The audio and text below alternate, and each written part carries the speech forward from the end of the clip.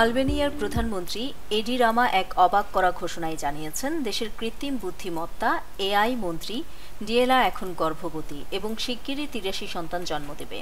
রোববার ভারতীয় গণমাধ্যম এনডিটিভি এক প্রতিবেদনে এ তথ্য জানিয়েছে।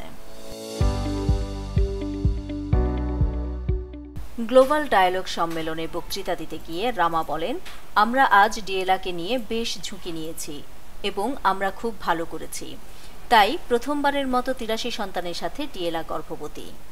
তিনি ব্যাখ্যা করেন, এই শিশুরা বা এআই সহকারীরা সংসদের প্রতিটি কার্যক্রম রেকর্ড করবে এবং সংসদ সদস্যদের অনুপস্থিতিতে ঘটে যাওয়া আলোচনা বা ঘটনাবলী সম্পর্কে অবহিত রাখবে।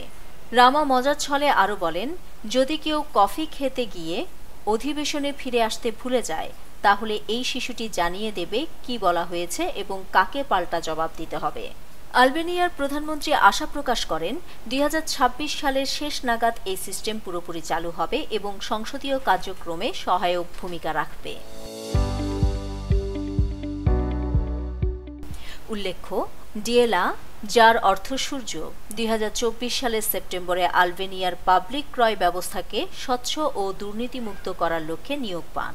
তিনিই আলবেনিয়ার প্ল্যাটফর্মে একটি ভার্চুয়াল সহকারী হিসেবে কাজ করছেন, নাগরিক ও ব্যবসায়িক প্রতিষ্ঠানগুলোকে সরকারি নথি সংগ্রহে সহায়তা করে আসছেন।